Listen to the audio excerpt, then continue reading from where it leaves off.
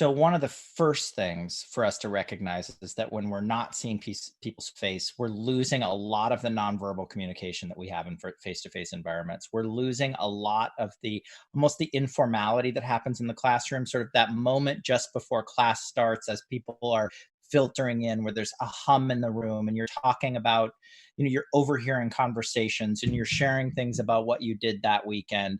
That moment ends up being lost. And that's a moment where so much of the relationships get formed and developed. So we have to find ways to bring that sort of casual, organic quality into our written interactions with students. And I think more often than not, we're used to writing much more formally in education environments. Syllabi are more formal than the kind of talking that we do in a face-to-face situation.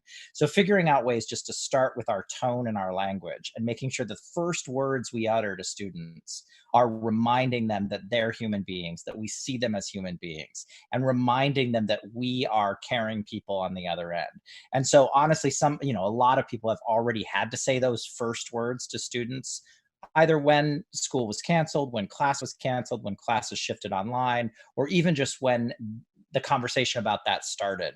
But I think those first words end up being really important. And if you haven't uttered those first words, taking time to really think about how you're going to do that, how you're going to set the tone for your students. It's like the first day of class again. What do you say in those first few minutes of class, and how does that impact everything that happens throughout the term? And so again, we're kind of at that moment again. How do we set the tone for the rest of the work that we do with the students? And I'm just going to actually read what I wrote to my students. I wrote the day that my institution made the decision to pivot online. I didn't write to them immediately and tell them what our online class was going to be, how it was going to function, what they were going to be doing. I wrote to basically say, hey, I see you, I hear you. I wrote, I'm here to support you however I can.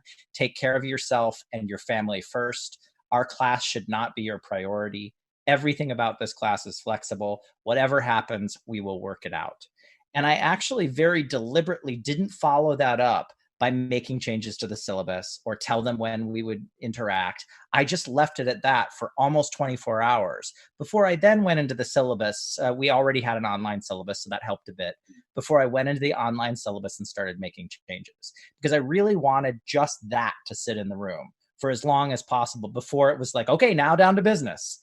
Because the truth is that there is no business as usual in this situation. We can't actually pivot. We can't actually have continuity. That's another phrase I've been hearing quite a lot.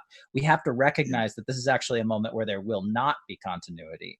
And that I think will help us better deal with or address the situation we actually find ourselves in.